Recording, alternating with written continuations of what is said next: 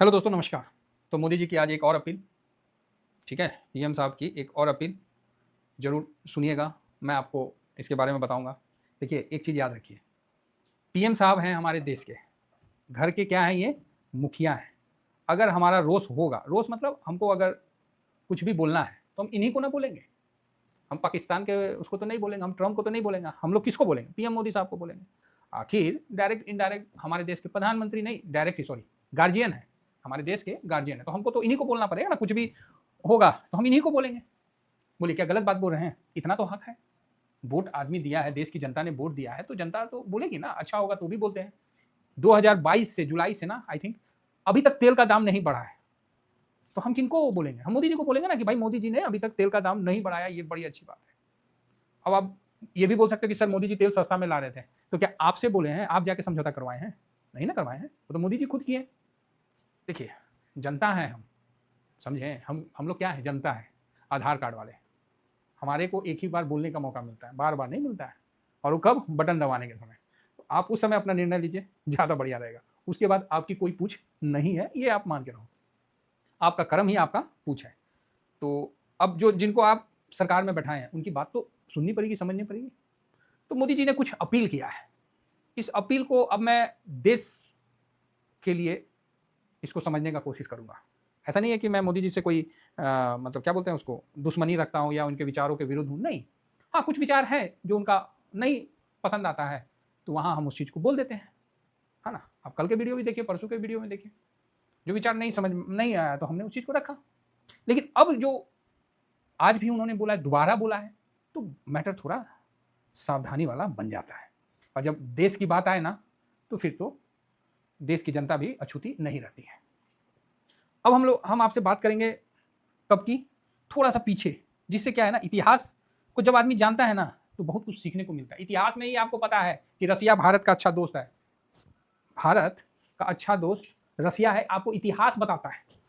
आजकल का आपको नहीं बताता, इतिहास बताता है, तो इतिहास को थोड़ा सा आपको समझना पड़ेगा। एक 66 की बात है, 6 जून 66 की, कुछ बात को भुलाया गया था, तो उसको याद कर लें। उस समय लाल बहादुर शास्त्री जी को जहर देके मार दिया गया था, आपको पता होगा। और लाल बहादुर शास्त्री ने बोला था कि अब देश जो है बड़ी संकट में घिरने वाला है, क्योंकि पाकिस्तान को हम लोग हरा रखे थे, और सोवियत संघ और अमेरिका उनका सब मिल के इनको जहर देके मार दिया।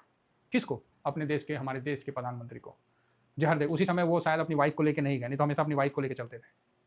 छोटे कद के थे, जो आज के युवक हैं वो भी समझे, गुस्सा रखना है, समझे, लेकिन याद रखिएगा, गुस्सा उस वेल्डिंग मशीन की तरह है कि अगर एक जगह केंद्रित होना आग, तो वेल्डिंग से जुड़ भी जाता है, अदरवाइज आपको पता ही है, समझ गए ना, लोहा भी जुड़ जाता है। अगर आपका गुस्सा, आपका केंद्र एक जगह रहे और सही दिशा में रहे, सही काम करे, तो बहुत आप अच्छा काम कर सकते हो। अपने गुस्से को भटकने नहीं देना है, उसको संभाल के रखना है। तो उस समय इंदिरा गांधी जी संभाली।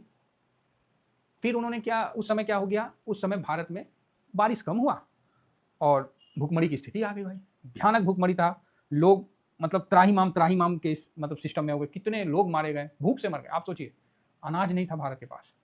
फिर हमारी जो इंदिरा मैम थी, इन्होंने अमेरिका से जाके गुहार लगाया, ठीक है, बोला कि भाई हमारे देश में ऐसा ऐसा हो गया है, जो PL 48 नहीं होता है, जो लॉ के पता होगा उनको, PL 480 के तहत आप हमको अनाज प्रोवाइड करो, मतलब पब्लिक लॉ 480 धारा के तहत हमको गेहूँ मतलब करो, क्योंकि भाई हम तो अभी ऑलरेडी लड़ाई में बिजी थे, तो हम लोग का बारिश भी नहीं हुआ, और हम लोग इस तरह से। अमेरिका का जो राष्ट्रपति था, उसका नाम कौन सी था? लिंडन, कौन चीज़ था? Lyndon B Johnson. उस ससुरा बोला, आ गई मांगने। हमारे देश के राष्ट्रपति इंदिरा मैम को क्या बोला? देखिए याद रखिएगा, मैं ना कांग्रेस की पक्ष लेता हूँ और ना मैं बीजेपी का पक्ष लेता हूँ। उस कुर्सी पे जो भी बैठा, मैं उस इंसान का पक्ष लेता हूँ, क्योंकि वो कुर्सी भारत की अखंडता को दर्शाता है, ये ध्यान रखना था। और मैं उस कुर्सी के वफादार हूँ, ना कि किसी पार्टी और ना किसी को। तो उस समय इंदिरा मैम ने PL 480 के तहत मांगा, और जो लिंडन था वो हरमजादा क्या बोला? आ गई मांगने। भिकमंगी है का कटोरा लेके आ जाती है मांगने। भाई साहब, इतनी बड़ी बात इंदिरा मैम को बोला। इंदिरा मैम खून की आंसू, मतलब क्या बोले जाए, खून की आंसू पी के रह गई, क्योंकि भारत में इंदिरा मैम का एक बहुत ही बड़ा अपना एक औड़ा हुआ करता था। तो और ये क्यों बोला गया कि वियतनाम, उस समय वियतनाम युद्ध भी चल रहा था, तो वियतनाम में अमेरिका ने जो बमबारी किया था उसके लिए इंदिरा गांधी बोली यार ये गलत है, इस तरह से नहीं, मतलब आलोचना की थी कि ये तो गलत बात है, निर्दोष मारे जा रहे हैं।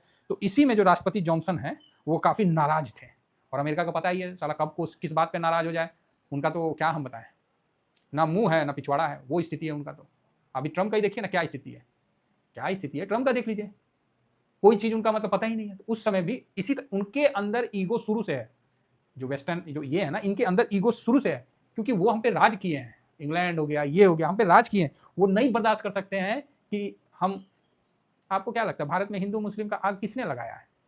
सब उन्हीं का देन है, समझे, सब ऐसा नस में भर दिया है ना। अभी एक बांग्लादेश का वो कौन था रे, मुल्ला जो है, उसको तो मन करा कि जूता खोल के मारे, क्या नाम है वो, बोलता है कि भारत पे चढ़ाई कर देंगे, क्या है तो ममता दीदी अगर नहीं बना तो उसको, उसके लिए भी हम बताते हैं अभी, मतलब ऐसा ऐसा जाहिल लोग हैं कि क्या बताएं। तो ये जो इंग्लैंड जो ये फिरंगी थे, उन्होंने इस तरह का जहर डाल के गया है ना, ये खत्म नहीं होगा, इतनी आसानी से नहीं खत्म हुआ है और ना होगा, ठीक है, ये चीज समझ के चलिए। तो यहाँ बुद्धि और विवेक से अपना काम करना है। तो उसने क्या किया, किस्तों में अनाज दिया भारत को। कैसे दिया? किस्तों में भेजता था, और उस समय जब जहाज आता था ना तो वाशिंगटन से परमिशन लेना पड़ता था, तब जहाज आता था भारत में, सोचिए। उसी, और जो जहाज बंदरगाह पे आता था, और बंदरगाह से वो अनाज जो ना डायरेक्ट पब्लिक के मुंह में चला जाता था, इसी को बोला गया था शिप टू माउथ। ये हमारी देश की हालत थी। और उसी के बाद इंदिरा गांधी मैम ने एक वर्ड बोला, अब ये देश दोबारा कभी झुकेगा नहीं। पुष्पा फिल्म देखे ना, झुकेगा नहीं, वो आज बोला है ना, इंदिरा गांधी मैम ने उस समय बोला ये देश अब कभी नहीं झुकेगा। फिर फर्दर उन्होंने हरित क्रांति लाई, और फिर आपको पता ही है कि बहुत अच्छा किया। और आज के टाइम में पूरा वर्ल्ड, कहीं अनाज नहीं होगा ना तो भारत साल भर खिला सकता है, ये स्थिति में पैदा कर दिया भारत ने, खुद को खड़ा कर दिया। लेकिन उस समय जो भारत के साथ, और उस समय रसिया ने भारत का सपोर्ट भी किया था, और फिर भारत ने 70 में जाके उनको अनाज भी वापस करने गया, तो बोला यार हम क्या करेंगे, रसिया ने, सोवियत संघ था, आप ऐसा करो कि आप वियतनाम को भिजवा दो। तो फिर भारत ने वियतनाम को वो गेहूं भिजवाया था। तो मतलब उस समय अमेरिका ने हमारे साथ इस तरह का किया था, इतिहास है। और भारत ने उसको अपने में लेके, और पूरे देशवासी मिलके एकजुट होकर उस संकट से भी निकल गए, ठीक है। आप बोलोगे हाँ सर ठीक है, बात तो सही है। देखिए ऐसा नहीं है कि हम लोग कोई, मतलब जब देश की बात आए तो आदमी चुप रहेगा, नहीं, फिर तो बोलना पड़ेगा। अब आ जाइए 1991 की बात है। 91 का पता है ना, सोवियत संघ टूटा था, और उसी समय आप लोगों को बहुत कुछ पता है, जो पुराने लोग हैं 89, 90, 91 में पीवी नरसिंहा राव ने क्या किया था आरक्षण को भी लेके, सब पता होगा आप लोगों को, ठीक है। तो 91 में क्या हुआ था, तो 91 में क्या हुआ था, भारत में जो फॉरेंसिक रिजर्व है वो भाई साहब घट के अठन्नी रह गई थी, मतलब सारा खत्म हो गया था, एक पैसा नहीं रहा था। हालांकि 91 में दो सरकार हुई, एक चंद्रशेखर जी की सरकार हुई और एक पीवी नरसिम्हा राव की सरकार हुई। दो सरकार 91 में देखा गया, जिसके काल में सोना को विदेश भेजा गया, 67 टन या 100 टन के आसपास इसी तरह का सोना विदेश में रखा गया। भारत में फॉरेन रिजर्व बिल्कुल नहीं। अब भारत में तेल लाना है, कहां से आएगा? सोना तो कोई लेगा नहीं। भारत में, भारत को ट्रेड करना है, कहां से ट्रेड करेगा? उस समय निकल के आए हमारे, उस समय के समय आप लोगों को पता होगा कि मतलब बहुत ही स्थिति खराब था, ठीक है। और हफ्तों का आयात इंपोर्ट, मतलब बहुत बुरा हाल हो गया था, मतलब हफ्ता भर का रह गया था, ये स्थिति आ गया था। विदेशी मुद्रा की इतनी किल्लत हो गई थी कि क्या ही बोला जाए। तो इस चीज़ को समझिएगा, और नहीं समझ में आएगा तो आप उस समय का कुछ स्टडी को आप थोड़ा सा रीड कर लीजिए, आपको सब कुछ पता चल जाएगा। और उसी समय में हमारे देश के निकल के आए मनमोहन सिंह, वित्त मंत्री थे, ठीक है।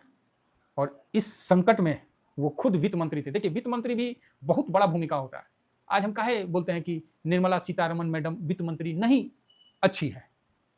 अगर मुझे परमिशन दिया जाए तो मैं तो 11 नारियल जैसे भगवान पे फोड़ते हैं, हम उनके चरणों में जाके चढ़ा के बोले कि हे देवी अब छोड़ दो, ये पोस्ट छोड़ दो। नहीं होता है तो क्यों रायता फैला रखी हो? यहाँ एक्सक्यूज नहीं चाहिए, उससे अच्छा किसी और को बैठा दो जो उस चीज को संभाल पाए। ये स्थिति है। उस समय के विदेश मंत्री, उस समय के जो वित्त मंत्री थे मनमोहन सिंह, उन्होंने बोला कि सर अर्थव्यवस्था को पटरी पर लाना है तो बड़ा डिसीजन लेना पड़ेगा, नहीं तो भारत बुरा हाल में हो गया है। फिर उन्होंने शायद 67 टन या 100 टन के आसपास जो सोना था वो बैंक ऑफ इंग्लैंड और यूनियन बैंक ऑफ स्विट्जरलैंड के पास गिरवी रखा गया था। और फिर फर्दर उससे शायद कितना है 405, जो उस समय 405 मिलियन डॉलर लिया गया। अब उससे लेके अर्थव्यवस्था को चलाया गया और फाइनली वहां से हमारी अर्थव्यवस्था चल पड़ी, ठीक है। एक वो समय था जिसमें मनमोहन सिंह ने बहुत अच्छा भूमिका निभाया। आखिर गोल्ड जो है उसको क्या है, एक डेड एसेट है जिसको हम लोग रखे रहते हैं, वो मल्टी दर मल्टी मतलब समय दर समय बढ़ता रहता है, घटता रहता है, इसी तरह का चलता रहता है। ऐसा नहीं है कि गोल्ड एनुअली आपको हमेशा रिटर्न देगा, नहीं, साइडवेज होगा तो ऐसा होगा कि मत बोलिए। तो इसलिए मतलब जो है विदेशों में गोल्ड आदमी के पास ज्यादा नहीं है, क्योंकि वो उसको डेड एसेट मानते हैं, बोलते इससे क्या फायदा, इससे तो कुछ होता ही नहीं है। वही पैसा को किसी इनोवेशन वाला कंपनी में लगाए तो वहां अच्छा काम होता है। हम इंडियन का सोच, मेरा भी है कि गोल्ड लेके रख लेते हैं, बढ़िया है, 10 लाख 20 लाख का गोल्ड लेके रख लेते हैं, बढ़िया है। लेकिन वही 10 लाख 20 लाख से आप कोई धंधा शुरू करते हैं या कोई इनोवेशन करवाते हैं, कोई नया काम करवाते हैं, तो आप ज्यादा उससे कमा पाते हैं। आज अमेरिका अमेरिका क्यों है? गोल्ड स्टोर करने के कारण अमेरिका अमेरिका थोड़ी है, हैं? आप ही बताइए, अमेरिका अमेरिका क्यों है? वहाँ नया नया इनोवेशन होता है, नया नया R&D होता है, नया नया चीज पे रिसर्च होता है।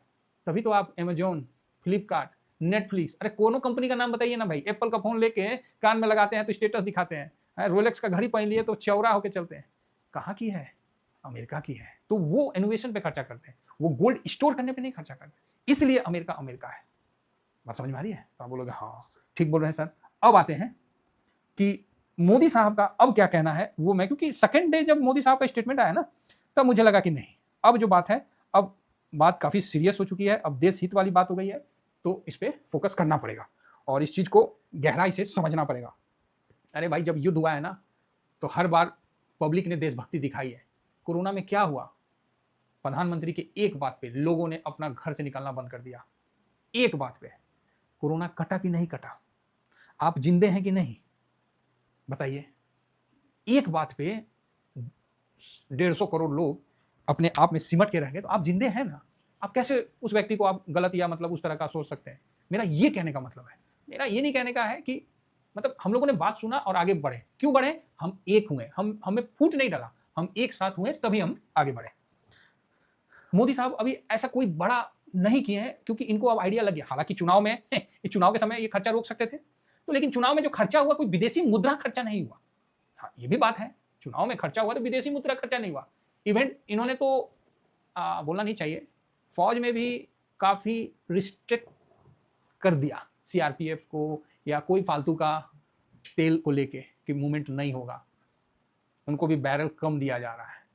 समझ रहे बात को? क्यों? अननेसेसरी मूवमेंट नहीं, जो जितना जरूरी है उतना ही करो, फालतू का नहीं मूवमेंट करना है, सीधी बात है। तेल हमारे यहाँ से नहीं, हम बाहर से लेके आते हैं। तो इसीलिए आप देखे होंगे कि जो भी है सीआरपीएफ को जो भी है ट्रेन व्रेन से ला के वहीं रख दिया गया कि नहीं, अब तुम यहीं रहो और यहीं पहले सब ठीक ठाक कर लो तब। तो इनका पहला है कि वर्क फ्रॉम होम। तो इन्होंने एक अपील किया है कि जहां भी संभव हो कंपनियां और कर्मचारी जो है घर से काम करें। तो मतलब सही है, घर से अपना काम करे, फालतू का नुकसान नहीं होगा, अपना आराम से शेयर करके आना जाना जो भी है सिस्टम करें और थोड़ा सा बचाएं। गलत नहीं है, सही है। Work from home already IT company कर ही रही है। मैक्सिमम जो भी सर्विस कर रहे हैं, बहुत आदमी अब मेरे नज़र में है कि करते हैं, घर से ही काम करते हैं। हाँ, कुछ को जाना पड़ता है, वो अलग बात है। सेकेंड, उन्होंने बोला कि गोल्ड को नहीं खरीदना है, वो उन्होंने आग्रह ही किया है और उन्होंने बोला है कि 1 साल तक आप गोल्ड मत खरीदिए। इनको कुछ तो दिख रहा है ना, क्योंकि सारे रिपोर्ट तो आपके पास और मेरे पास तो नहीं आ रहे हैं। हम यहाँ पर ही ज़्यादा पैनिक हो जाए तो भी ठीक नहीं है। हम और आप क्या कर सकते हैं? अपना जो आपका चाहे मेरा जो भी अपना सिस्टम है उसको आप भर लीजिए। आपके पास क्या है? गाड़ी में तेल है, रख लीजिए, है, और इमरजेंसी में गाड़ी निकालिए, काम करिए। तो जो है उनका कहना गलत नहीं है। अब गोल्ड जो है, गोल्ड के लिए इसलिए बोले कि गोल्ड खरीदने से इनको क्या होता है कि विदेशी मुद्रा देना पड़ता है, ट्रेड विदेशी मुद्रा में हो रहा है, तो ये भी सही है। अभी भी हम लोग के पास काफी 800 टन के समथिंग मतलब है गोल्ड, बहुत गोल्ड है अभी भारत के पास, 800 भी प्लस है। भारत के पास गोल्ड दुनिया भर का है। और भारत को छोड़िए, सऊदी पे जब संकट आया तो उसको डॉलर चाहिए था, उसने गोल्ड सेल किया। अभी की बात बता रहे हैं। रसिया पे संकट आया, रसिया ने गोल्ड पहले जमा कर लिया, जब संकट आया तो बाद में गोल्ड सेल किया। रसिया अभी गोल्ड निकाल रहा है मार्केट में, चढ़ा हुआ मार्केट है, गोल्ड निकाल रहा है। तो गोल्ड से सर आपका घर नहीं चलेगा। गोल्ड एक आभूषण है जो हम भारतीयों के पास है, और यही आभूषण अगर आप सुरक्षा नहीं रखें तो अंग्रेज जैसे लोग आएंगे, कलकत्ता से 2-4 शहर से लूटेंगे और विक्टोरिया को जाकर दिखाएंगे कि ये जो 4 जहाज हमने गोल्ड लाया है, ये बस कलकत्ता के नज़दीक कुछ शहर से ही लूट के लाया है। विक्टोरिया बोली अच्छा पूरा भारत का गोल्ड लिया है? बोला अरे भारत का गोल्ड नहीं तो 4 शहर मतलब नियर अबाउट जहाँ है बंदरगाह से, वहाँ से हम लूट के लाए हैं। तब विक्टोरिया का आँख खुला, बोला अरे भाई पूरा भारत पे कब्जा करो। आप गोल्ड के चक्कर में पड़े रहोगे तो एक दिन आपका सर कहीं झुक जाएगा। इस चीज़ का भी ध्यान रखना था।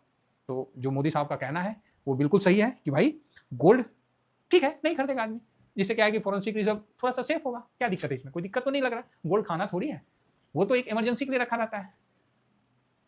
तो इस चीज को भी समझना चाहिए। अब अंग्रेजे आ गया, लड़ गया आप पे, बड़ा बड़ा हथियार लेके, तो कौन चीज कर लिया भारत है? गोल्डे रख के चांदी का गोला मार के आपने मुगलों पे क्या कर लिया? लास्ट में क्या किया आपको पता है ना? तो सुरक्षा और एकजुटता सबसे इंपॉर्टेंट ये है, बाद में बाकी चीज देखी जाएगी। तो गोल्ड पे अपील मोदी साहब का बहुत अच्छा अपील है, जो कि समझने वाली बात है। तीसरा, इन्होंने पेट्रोल डीजल का कम खर्च, जो जरूरत का है उतना ही करिए। साथ में ईवी पे भी फोकस इन्होंने दिलाया। हाँ, ये बात सही है कि रातों रात आदमी पेट्रोल से ईवी पे तो नहीं ना शिफ्ट हो जाएगा। हाँ, ये ठीक है कि अगर किसी को लेना है तो आदमी ईवी गाड़ी ले लेगा।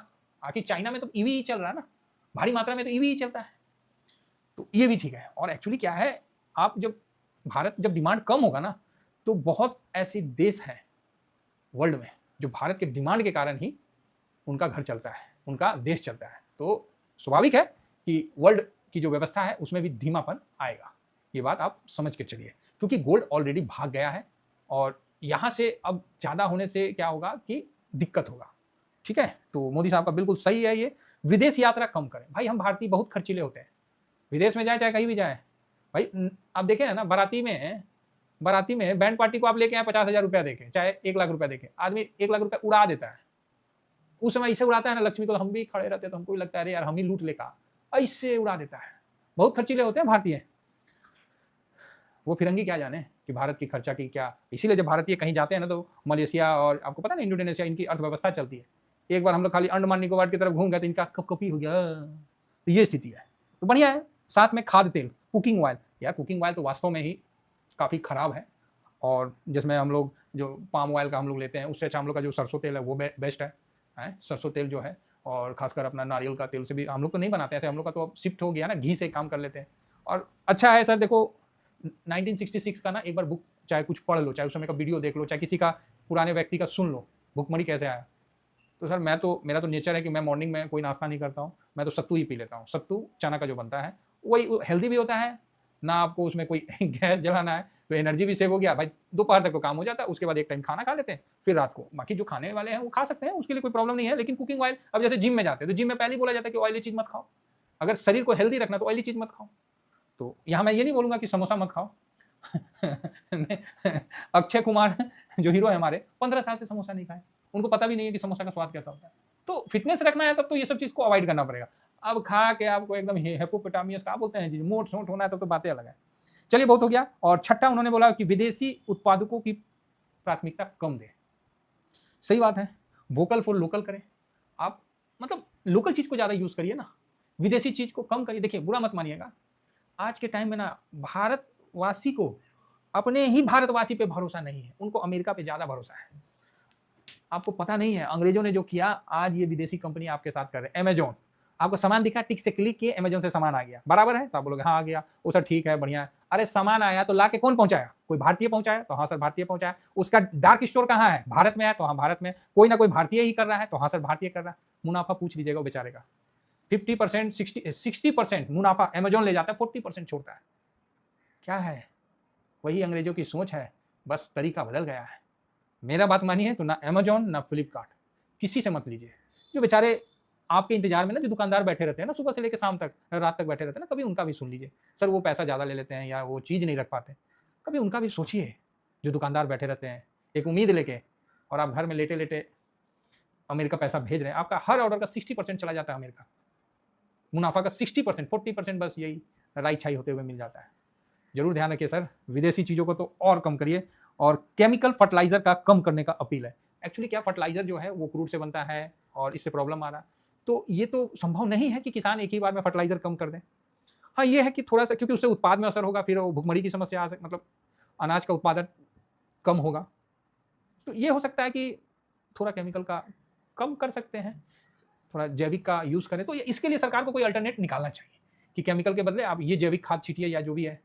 जैसे कमी जो है क्या बोलते हैं, फर्टिलाइजर को छीटना आसान होता है ना, तो उस तरह का आप कुछ निकालिए तो ज़्यादा बेटर है। ये आपदा में अपॉर्चुनिटी है, और इस समय कोई फर्टिलाइजर के बदले कुछ निकाल दिया तो उसकी तो भाई बूम हो जाएगी, ये चीज़ नोट रखिएगा। तो ये आपदा में अगर किसी ने अवसर निकाल लिया तब तो बहुत बढ़िया है। और हो सकता है आपको क्या लगता है, आपको अच्छा लगेगा कि आपका प्रधानमंत्री जाके अमेरिका का गाली खाए? अच्छा लगेगा कि देश का प्रधानमंत्री अमेरिका के सामने जाके और हाथ में हाथ धरे हुए बैठे रहे, मतलब चुप होके, और अमेरिका का डोनाल्ड ट्रंप राय फाय उसको बोला हुआ है? अच्छा लगेगा?